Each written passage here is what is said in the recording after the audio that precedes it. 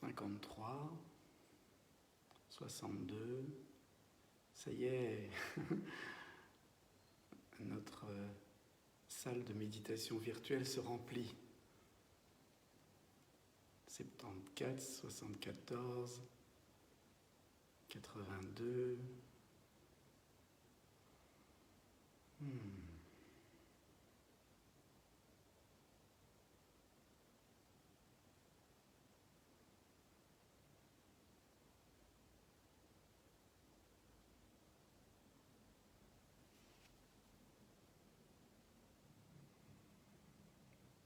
105.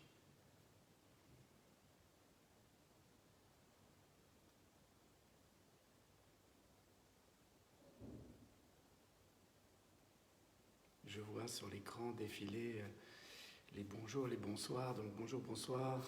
Je vais encore attendre un petit peu que tout le monde puisse s'installer confortablement. J'en profite déjà pour vous dire que j'ai posté cet après-midi les paroles du Gayatri Mantra que j'ai chanté, que nous avons peut-être chanté ensemble hier. J'ai mis un petit texte d'explication aussi, donc les paroles sont dans un post précédent sur la page Facebook, et puis je l'ai mis aussi en story sur WhatsApp, sur Facebook et sur Instagram, de façon à ce que vous puissiez faire un snapshot de l'écran et avoir juste les paroles à conserver si vous souhaitez les intégrer pour les chanter. 150.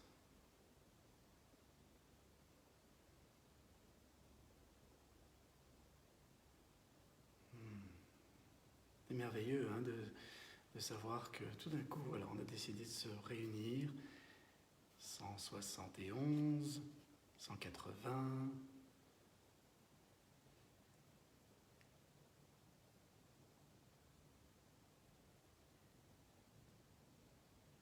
J'espère que vous avez passé une bonne journée. La mienne était hyper occupée, mais j'étais tout le temps distrait parce qu'à force de communiquer, moi j'arrive plus à me concentrer. Donc de temps en temps, il faut vraiment pouvoir se mettre en retrait parce que sans ça, on est tout le temps en contact, plus à la limite que lorsque l'on n'est pas confiné. 200.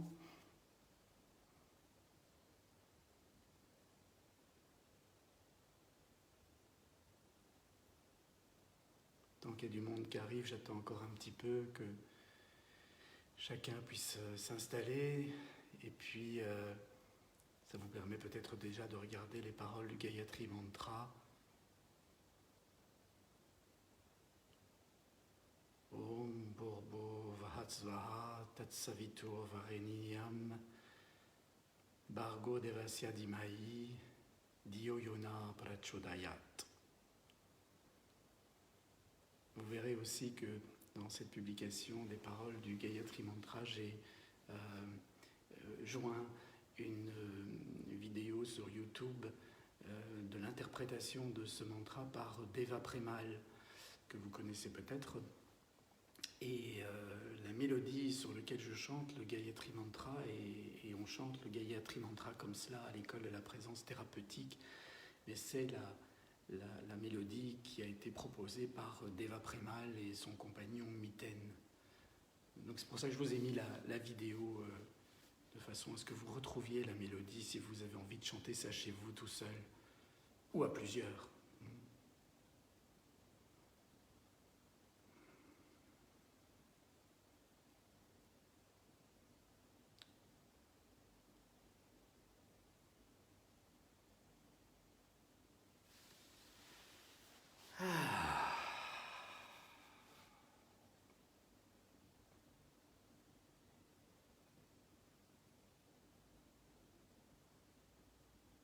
Plus cette période de confinement s'étale, plus on est branché sur les réseaux sociaux, plus on est quand même confronté à tellement d'informations contradictoires, et puis aussi à des passions. On prend conscience, en tout cas moi, je prends conscience de certaines aberrations aussi, et c'est vrai que depuis quelques jours, je me suis pris à vouloir défendre une position médicale qui n'est pas partagée par tous et qui n'est certainement pas partagée par nos autorités, nos pouvoirs publics, en tout cas en Belgique et en France. Et c'est de mon point de vue de médecin, hein, c'est vraiment pas un point de vue personnel, parce que ce que ça implique ne me fait pas forcément plaisir, mais de mon point de vue de médecin, je pense qu'on est en train de se tromper et qu'on ferait bien de nous dire vraiment ce qui se passe dans le plan que l'on a pour lutter contre cette épidémie, cette pandémie. Parce que actuellement, la situation, c'est que quand quelqu'un a des symptômes, il peut appeler son médecin et puis le médecin va lui dire qu'il a peut-être le coronavirus, qu'il faut qu'il reste à la maison, généralement avec sa famille, et s'il a le coronavirus, toute la famille risque de l'attraper, mais on n'a aucune preuve puisqu'on n'a pas fait de test. Et la personne peut rester dans l'angoisse de se dire est-ce que mon état va rester stable ou s'aggraver. Cette angoisse n'est certainement pas bonne et diminue certainement à la longue la qualité du système immunitaire et donc prédispose à la limite à une aggravation. Parce que le virus va pouvoir alors se développer d'autant plus facilement. Donc cette attitude n'est certainement pas très raisonnable. Il faudrait que toute personne qui ait une suspicion ait un dépistage. Mais j'irai même plus loin en disant que tout le monde devrait avoir un dépistage et qu'on devrait isoler, non plus confiner, mais isoler, mettre à l'écart les personnes qui ont ce test positif et qui sont porteuses du coronavirus. Et à ce moment-là, ces personnes étant isolées, elles ne contamineraient plus personne. On pourrait les soigner, et on a quand même la chloroquine qui semble donner de bons résultats, de très bons résultats même, et d'autant plus si on soigne à temps, parce que le professeur Raoult en France dit bien que cette chloroquine, si on la donne trop tard, c'est trop tard. Et quand les patients sont aux soins intensifs, ils ont d'ailleurs des charges virales qui apparemment diminuent beaucoup, et c'est plus le moment de donner de la chloroquine, il faudrait la donner préventivement beaucoup plus tôt. Et en plus, on pourrait aussi, pour ces personnes qui sont porteuses du virus, leur donner des consignes pour stimuler le système immunitaire avec des huiles essentielles, avec des points d'acupuncture, avec bien sûr de la relaxation, de la méditation qui apaise tout ce système de stress. Donc c'est très dommage qu'on est en train de finalement condamner des gens à des complications et tout en permettant que l'infection se répande dans le confinement même. Donc ce confinement ne sert plus à grand-chose à ce moment-là. Parce que dans le confinement, nous avons quand même la possibilité d'aller faire des achats à l'extérieur. Il faut se nourrir et pour l'instant, on ne distribue pas la nourriture à domicile. Donc malgré tout, si on commence à être infecté dans ces foyers, on va porter ça à l'extérieur. Il semble que le virus reste sur les surfaces un bon bout de temps. Et donc je ne vois pas comment on va arriver si on ne fait pas du dépistage systématique, de l'isolement des personnes porteuses et du confinement des autres. Je ne sais pas comment on va arriver à vraiment éviter que cette infection continue à se propager et surtout d'avoir un réservoir encore trop important qui prédispose à un retour d'une épidémie, d'une pandémie dans un second temps. Parce qu'on ne pourra pas rester en confinement éternellement non plus. Donc voilà, moi je suis pris là-dedans parce que vraiment ça me heurte vraiment de voir comme les pouvoirs publics sont comme sourds et même font de l'obstruction en dévalorisant, en décrédibilisant les chercheurs de grande qualité qui préconisent cette attitude et puis aussi en ayant pris des dispositions comme de classer la chloroquine parmi les médicaments vénémeux, en prenant des arrêtés, ça se passe en Belgique, pour interdire la commande des tests en Chine, alors que les Chinois ont mis un test très rapide qui a quelques faux, bien sûr, qui rate parfois des diagnostics, mais au moins là on aurait un premier test qui permettrait quand même d'avoir une idée bien plus précise de ce qui se passe et de mettre en place ces mesures de prévention. Bref, tout ça me chagrine beaucoup, me passionne aussi parce qu'il y a une forme de colère et la colère, vous savez, elle ne surgit jamais par hasard. La colère, elle surgit quand il y a un besoin qui n'est pas rempli. Et plus ce besoin est vital, plus on se sent en danger. Quand la frustration est présente et que le besoin ne peut pas se remplir, plus la colère peut être importante. Et donc oui, moi je suis en colère, j'accueille cette colère Comme tout méditant, j'ai un espace pour accueillir les émotions qui naissent en moi et j'essaie de comprendre ce qu'elles veulent me dire. J'essaie de voir si c'est ma personnalité qui a absolument envie d'avoir raison, qui veut en découdre avec l'autorité extérieure que représente l'État. Mais c'est pas ça. Non, c'est vraiment quelque chose de très profond qui est heurté parce que le bon sens n'est pas respecté. Et donc, voilà, je ne peux que témoigner de ça, le partager avec vous. Parmi mes amis, il y a des gens qui disent que je suis dingue, que si on commence à dépister tout le monde, en particulier les soignants, eh bien, il n'y aura plus de soignants parce qu'ils seront tous positifs. Alors on pourra, si on les isole, eh bien, on ne pourra plus les avoir pour nous soigner. Mais je réponds à ça, qu'il vaut mieux dépister les soignants et que s'ils sont porteurs, eh bien, il vaut mieux qu'ils ne contaminent pas d'autres personnes. Et en plus, qu'on leur permet de se soigner correctement avant de revenir dans le circuit du soin par la suite. Mais si on ne protège pas les soignants, mais bientôt il n'y en aura plus. Donc c'est un calcul à très court terme qui n'est pas le bon que de vouloir éviter de regarder la réalité en ne faisant pas ces tests. Donc voilà, ce n'est pas le sujet de notre rencontre, mais c'est le contexte dans lequel moi je suis appelé à méditer, à ouvrir un espace à l'intérieur, un espace de silence, de paix, de capacité d'accepter ce qui est. Mais accepter ne veut pas dire se résigner. Et en ouvrant cet espace, je peux entendre non plus la voix de mon mental qui est agité, qui a peur, qui commence à s'énerver, mais la voix de la conscience, qui ne pense pas, qui n'analyse pas, qui ne juge pas, qui ne commente pas, mais qui voit, qui constate ce qui est. Et dans cette constatation, au contact de ce qu'il y a de plus cru, de ce qu'il y a parfois de plus cruel, de plus inconfortable, eh bien, il y a une sagesse qui peut surgir en nous, cette sagesse profonde de la conscience qui nous montre un chemin.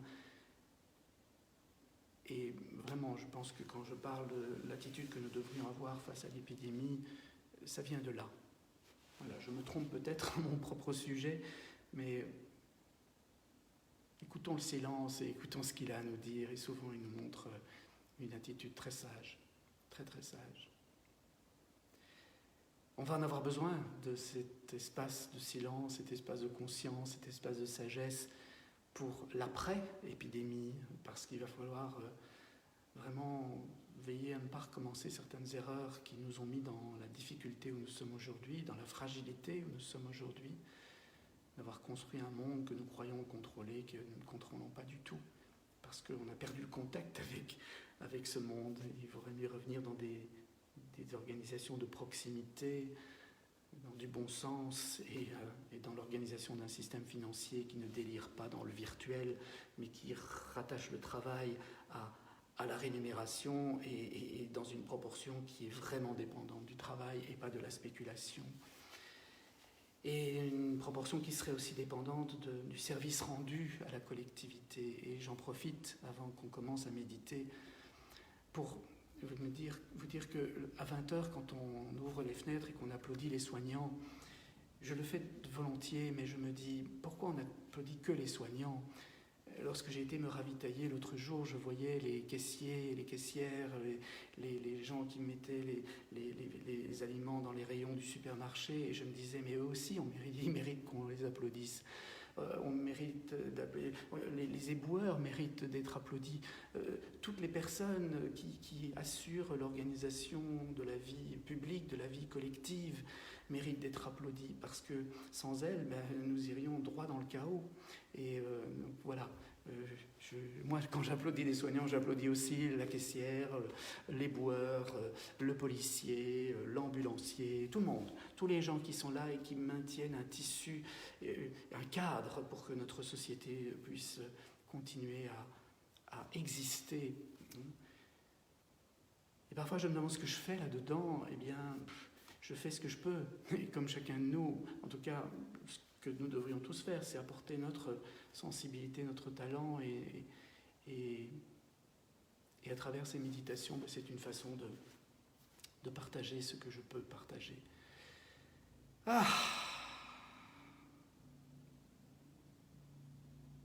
Alors, on a déjà sans doute médité ensemble. Vous savez que ce qui est proposé, c'est une méditation de plongée dans le silence intérieur en 4 étapes. Je guiderai encore la méditation très doucement. J'évite de le faire d'habitude parce que je vous ai dit ça stimule le mental et la méditation c'est tout le contraire, c'est l'apaisement du mental.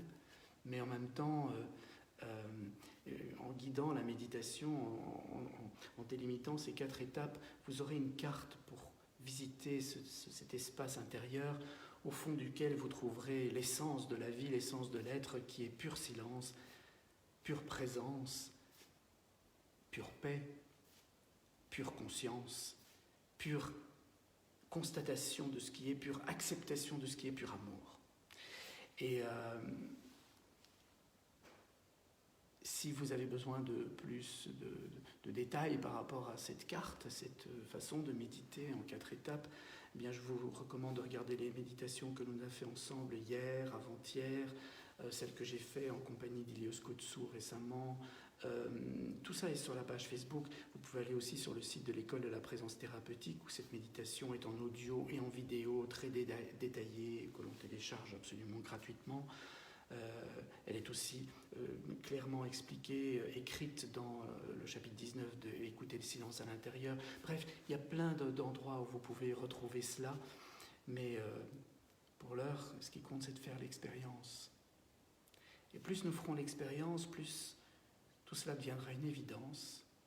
Et si c'est une évidence, alors la foi est là, c'est plus de l'ordre de la croyance. Et une profonde transformation se produit en nous, car même notre cerveau commence à fonctionner autrement. Ça, on en a la preuve maintenant.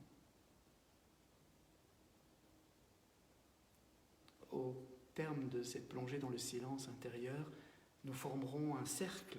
Nous tous, là, nous sommes 340, là. Nous formerons un cercle, ce que nous appelons à l'école de la présence thérapeutique, un cercle de guérison. Non pas pour supprimer les maladies, mais pour qu'à l'occasion des maladies, à l'occasion des difficultés de l'existence, à l'occasion des crises, eh bien, nous puissions faire ce que le mot crise nous invite, un vrai choix, un choix libre, parce que nous avons un espace intérieur et un choix juste qui respecte ce qui est vraiment vivant en nous, cette paix, ce silence, cette joie aussi que le contact quand on est dans l'essence de l'être, quand l'essence de l'être se révèle en nous. Et alors on est inspiré par cette conscience, on est inspiré par l'esprit. Et c'est le fondement même d'une spiritualité qui est bien au-delà du religieux, qui est à l'essence de tout ce que les religions proposent, mais parfois pervertissent par trop de mental. Et à la fin, nous chanterons le Gayatri Mantra tous ensemble. Ce Gayatri Mantra qui est cette prière qui demande à la lumière du soleil, à la lumière de la conscience, de nous éclairer, d'éclairer nos égos apeurés, agités, pour nous mettre au service de ce qui est paisible et aimant en nous, l'essence même de la vie. On y va ?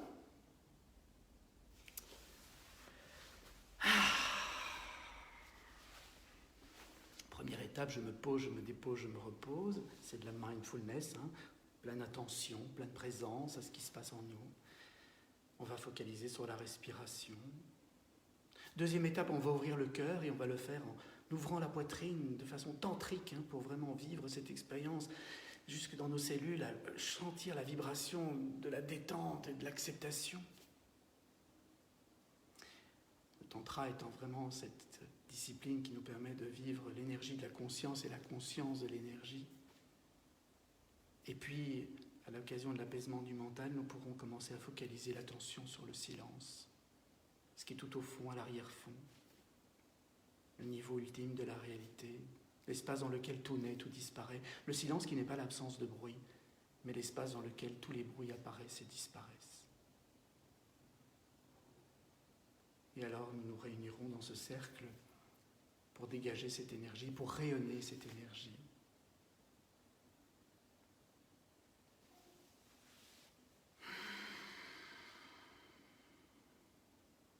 Je me pose, je me dépose et je me repose.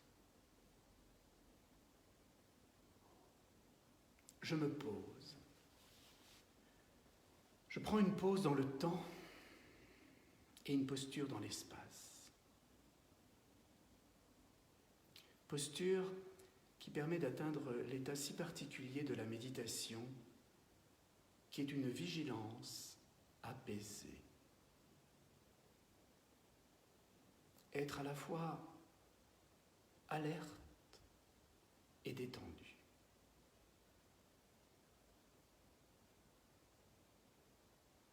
Je vous recommande de vous asseoir confortablement, assis sur une chaise ou sur le sol, les mains posées sur les cuisses, les épaules basses, la colonne vertébrale bien redressée et ne prenant pas appui.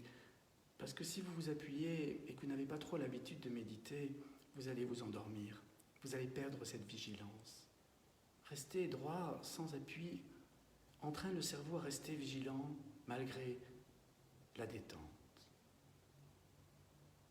Le menton est légèrement rentré, de sorte que la colonne cervicale est étirée vers le haut. Le regard est porté vers le bas. Je vous recommande de ne pas fermer les yeux complètement, comme sur les statues du Bouddha. Il y a toujours une fente, on est toujours en lien avec ici et maintenant.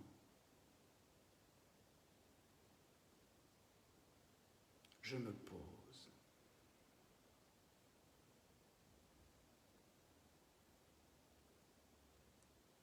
Je porte alors l'attention sur les mouvements de la respiration.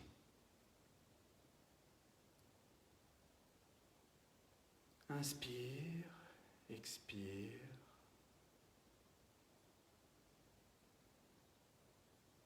Sans chercher à les influencer.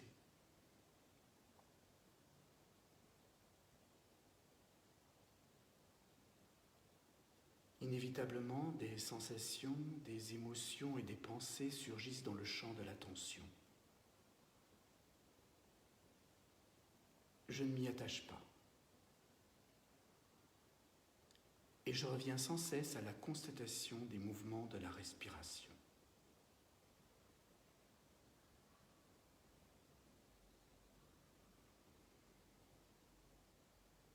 Je me dépose.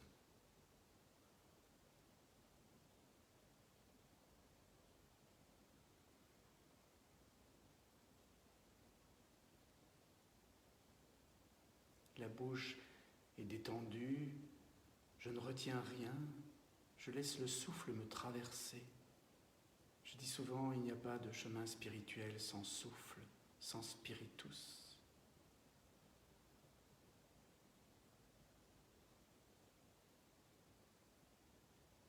Inévitablement, des sensations, des émotions, des pensées surgissent dans le champ de l'attention. Je ne m'y attache pas et je reviens sans cesse à la constatation des mouvements de la respiration.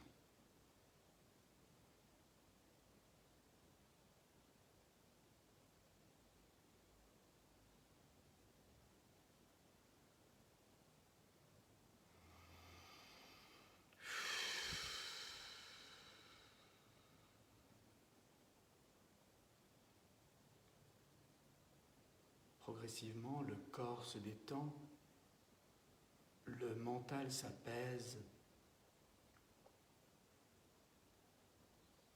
Je me repose.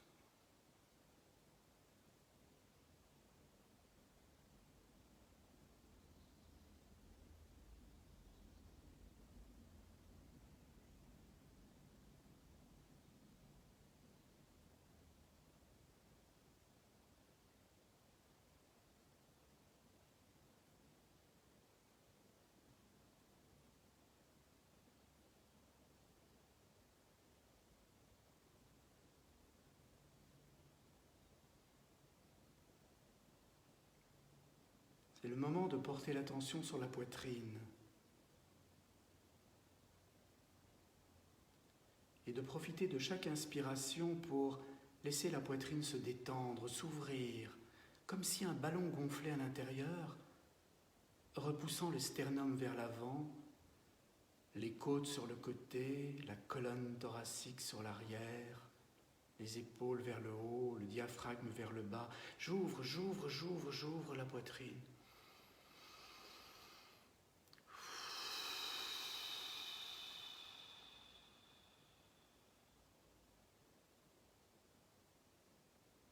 N'hésitez pas à forcer le mouvement, car la poitrine est souvent très serrée. J'ouvre, j'ouvre, j'ouvre le cœur.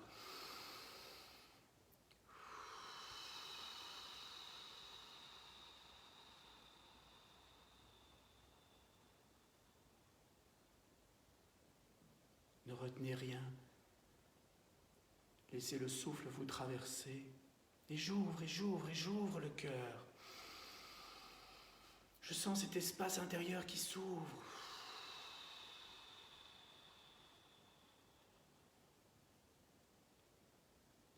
Et à l'expiration, nous pouvons goûter cette belle énergie de l'accueil, de l'acceptation sans condition. L'amour inconditionnel. Et j'ouvre, et j'ouvre, et j'ouvre le cœur.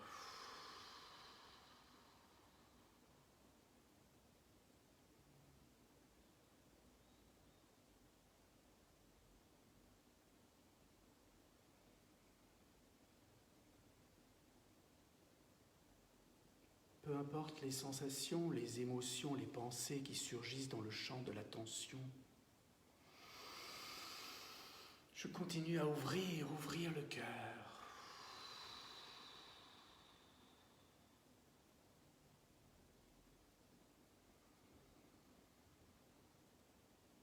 Et j'ouvre, et j'ouvre, et j'ouvre le cœur.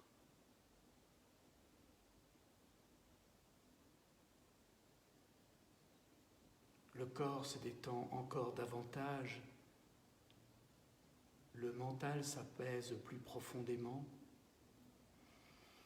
Et j'ouvre, et j'ouvre, et j'ouvre le cœur.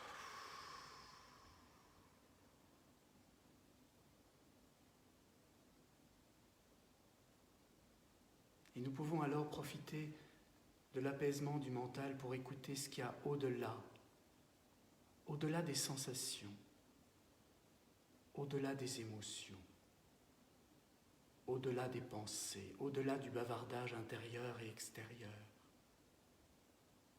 Nous pouvons focaliser l'attention sur ce qui est tout au fond, à l'arrière-fond, le silence.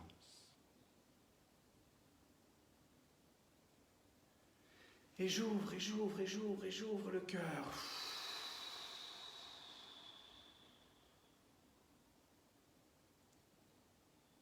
Et j'écoute le silence à l'intérieur.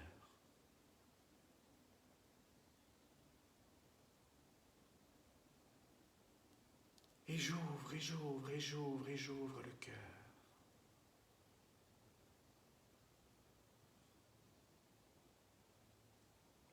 Et parfois ça fait mal quand on ouvre le cœur. Si c'est le cas, ouvrez encore plus. Relâchez encore plus les tensions.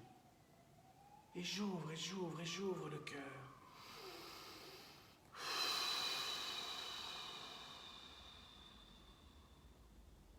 Et j'écoute le silence à l'intérieur.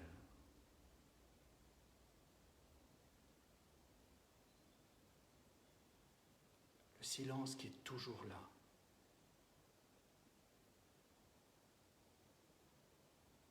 Qui a toujours été là et qui sera toujours là. Le silence de la pure conscience,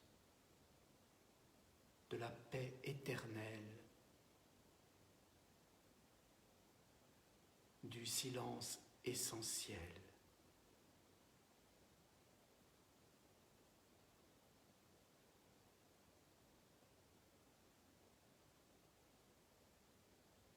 Silence qui est l'espace dans lequel tous les bruits naissent et disparaissent, cette vacuité, ce vide rempli de tous les possibles, cet espace de liberté et de créativité, inspiré par la sagesse de la pure conscience. Et j'ouvre le cœur.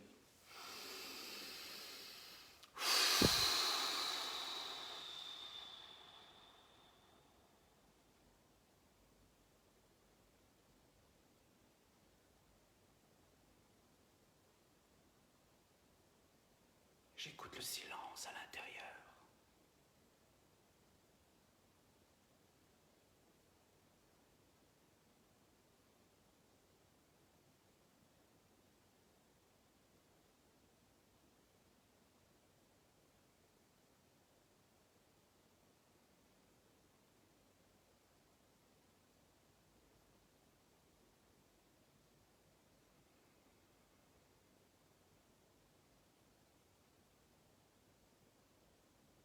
Nous rayonnons à présent de cette belle énergie de l'acceptation sans condition, de la pure présence au monde, de la pure conscience qui n'est qu'amour inconditionnel, sagesse éternelle.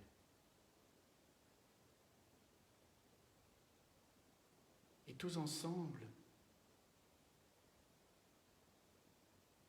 nous sommes plusieurs centaines, nous formons un cercle, nous formons un temple, un template, un moule.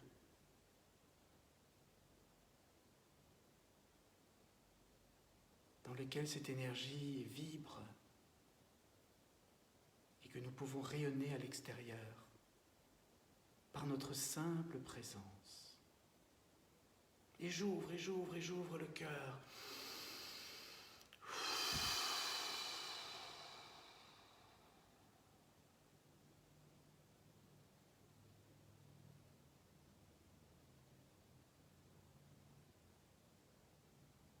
Et je vous propose dans ce cercle d'amour, ce cercle de guérison, d'inviter toutes les personnes qui vous paraissent avoir besoin de cette énergie, car leur mental les perd dans l'angoisse, le stress, la peur, la rumination, l'anticipation inutile. Et j'ouvre le cœur. Et je m'invite dans ce cercle de guérison. Et j'invite toutes les personnes que j'ai rencontrées aujourd'hui, stressées. J'invite tous les malades qui luttent contre l'infection. Tous les soignants qui connaissent l'angoisse. Tous les travailleurs qui essayent de maintenir le tissu de nos sociétés. Et puis, certains amis en particulier, dont je ne citerai pas le nom ici, mais que vous aussi, vous pouvez citer le nom de vos amis, des proches. J'invite aussi tous les migrants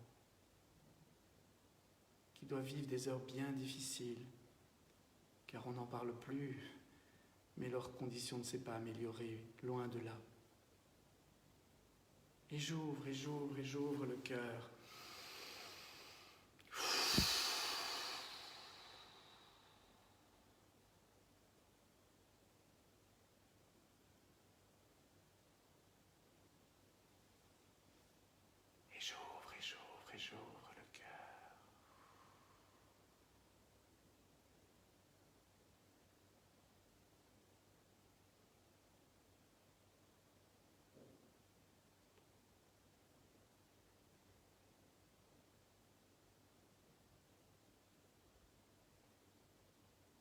Laissons-nous envahir par la joie. La joie qui n'est pas le contentement. La joie qui n'a pas d'objet, qui est juste l'expression du vivant, de la vitalité en nous. J'ouvre le cœur. Et je laisse résonner toutes les cellules de mon corps de cette joie d'être ici et maintenant, pleinement présent dans l'accueil de ce qui est. Prêt à faire quelque chose avec ce qui est là. Quelque chose, si possible, plus sage, plus juste, plus respectueux de la vie en moi et autour de moi. Et j'ouvre le cœur. Et j'écoute le silence à l'intérieur.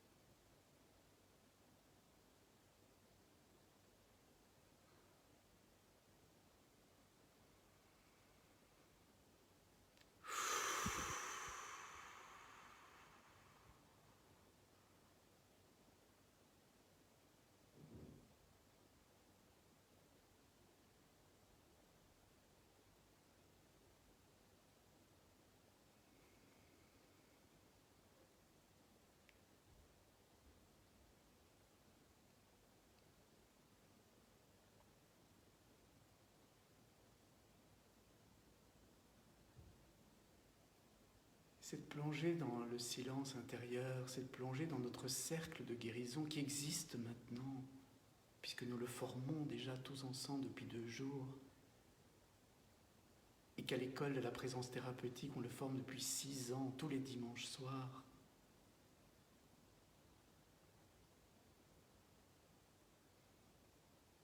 Cette plongée dans le silence, nous pouvons la réaliser plusieurs fois par jour, en revenant vers nous, en reprenant conscience de la respiration, en ouvrant le cœur physiquement, énergétiquement, tantriquement,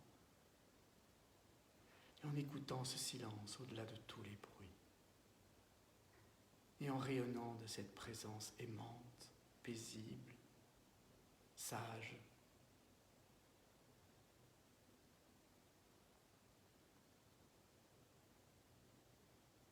Puisse la lumière de la conscience éclairer nos personnalités, nos égos, ignorants, apeurés, agités, pour que ceux-ci, avec toutes leurs qualités, puissent se mettre au service de plus grand qu'eux, de ce plus grand que nous qui est en nous, de cette conscience, de cette vie qui est paix, silence et amour.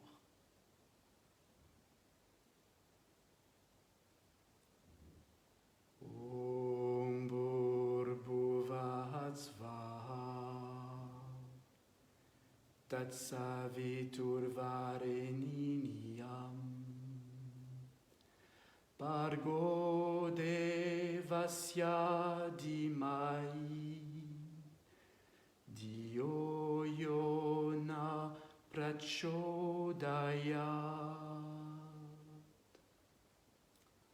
Om Bhurbuvat Svaha Tatsaviturvareniyam Bhargo Devasya Dhimai Dhiyo Yo Na Prachodayat. Om Bhurbuvat Svaha Tatsaviturvareniyam Bhargo Devasya Dhimai Dhiyo Yo Na Prachodayat. Om Bhurbuvat Svaha Tatsaviturvareniyam Bhargo Devasya Dhimai Dhiyo Yo Na Prachodayat. Om Bhurbuvat Svaha Tatsaviturvareniyam Bhargo Devasya Dhimai Dhiyo Yo Na Prachodayat. Om Bhurbuvat Svaha Tatsaviturvareniyam Bhargo Devasya Dhimai Dhiyo Yo Na Prachodayat.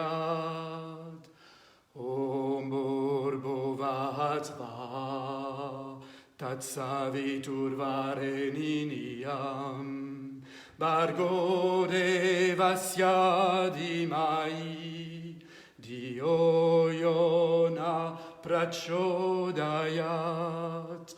Om Bhurbuvat Svaha Tatsaviturvareniyam Bhargo Devasya Dhimai Dhiyo Yo Na Prachodayat.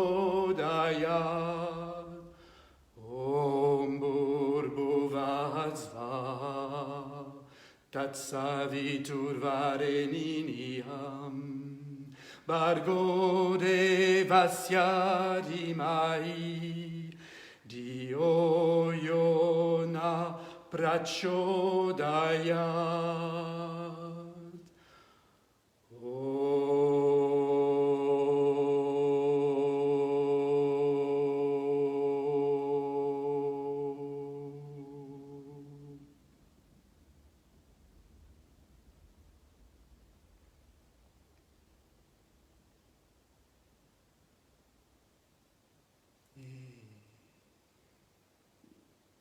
Gayatri Mantra se récite 9 fois ou un multiple de 9. Ça fait un cycle complet. Et à la fin d'un cycle, il y a un renouveau. Et vous voyez derrière moi, il y a cette représentation de Shiva. J'ai choisi de m'asseoir à ses pieds aujourd'hui parce que Shiva, c'est le Dieu qui détruit pour reconstruire. C'est l'énergie du mouvement, de la dynamique de la vie, de la dynamique des cycles. Et Shiva, vous voyez, il marche sur un petit personnage. Il le piétine. Ce petit personnage, c'est notre personnalité, c'est notre ego apeuré, agité, ignorant, qui n'est pas inspiré par l'essence, par la lumière. Ah!